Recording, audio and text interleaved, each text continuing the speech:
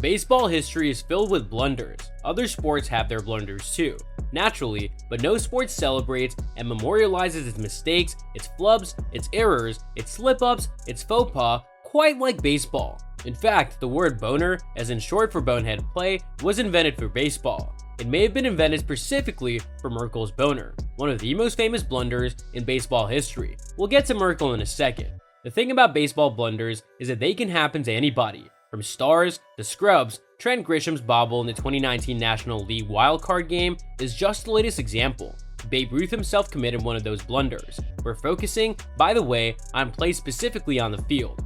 Often you see a list of blunders, they'll include ill-advised trades like Lou Brock for Ernie Broglio or Frank Robinson from Il Papa, or the Red Sox for selling off Ruth. They'll include team collapses like that of the 1978 Red Sox or the 64 Phillies. That's not what this list is about. We're simply looking for honest mistakes made on the field at the wrong time. Hello everyone, and welcome to another video. Today we'll be looking at the dumbest moments in MLB history. Yeah, you heard it right. Number 1. Merkels Boner, September 23rd, 1908. We're about to come up on the 110th anniversary of this one, and yet, once you know the story, it never grows old. The Giants and Cubs were playing in a critical game. They were tied atop the National League standings with less than 2 weeks left in the season. The game was played at the Polo Grounds, and the score was tied 1-1. New York had runners on the first and third. Fred Merkel, a 19-year-old rookie making his first big league start, was the guy at first. The Giants' Al Birdwell hit a single to right field, which scored the winning run. You'll know the quotation marks. New York fans rush onto the field to celebrate. It should be said here that in those days, everyone was pretty lenient about the technicalities involved with walk-off plays. With fans all over the field, the players generally wanted to get inside as quickly as possible.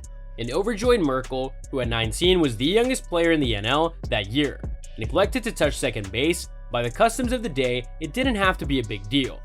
Number 2. Alex Gonzalez error, October 14th, 2003. You might remember the situation. The Cubs led the Marlins 3-1 with one out in the 8th inning.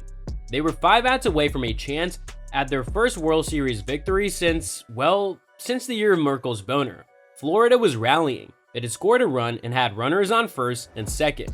That's when Cubs ace Mark Prior forced 20-year-old Jose Cabrera to hit an apparent double play grounder to shortstop Alex Gonzalez.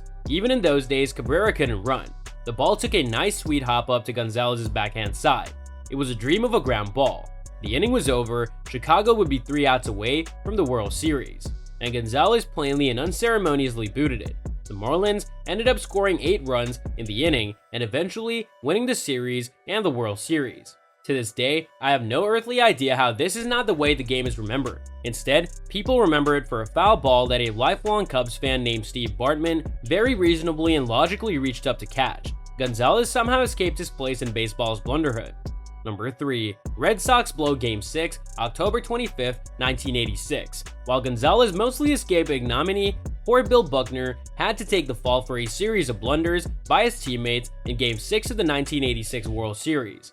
Everybody remembers Buckner's error, Mookie Wilson topping a grounder, the ball going through Buckner's legs, Ray Knight racing around to score the winning run. But Buckner, well, for one, he shouldn't have been out there. His legs were completely shot by 1986, and Red Sox manager John McNamara had made a regular habit of putting in Dave Stapleton as a defensive replacement in the late innings. Mac either forgot or neglected to do that in Game 6, but even more to that point, Buckner's error came after Boston had already blown a 5-3 lead. With 2 outs, Calvin Schiraldi gave up 3 consecutive hits and a run.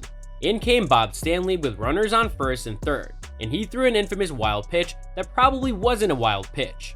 Number 4. Umpire Jim Joyce misses the call, June 2nd, 2010. The thing to remember about all these blunders is that, as mentioned, they're honest mistakes, made by people trying their best. Pressure changes the atmosphere. Detroit's Armando Galarraga had a perfect game for 8 2/3 innings. When a perfect game is going on, everyone feels a heightened awareness. When people, especially in the movies, say, "Don't look down," what they're saying is, don't think about how high up you are. As Galarraga pitched to Jason Donald with 2 outs in the 9th, everybody knew what was at stake. Donald hit a weak ground ball to the right side of the infield. As soon as it was hit, everyone knew it would be a close play.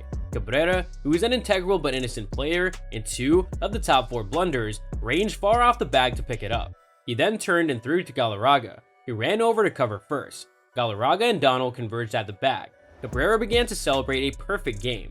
On replay, there could be no doubt. Donald was out, and it wasn't even that close. So that's all from today's video. If you enjoyed it, remember to leave a like, subscribe, and ring that bell icon so that you never miss our upcoming videos. And don't forget to share your thoughts in the comments section below. Stay tuned, and we'll catch you in the next video.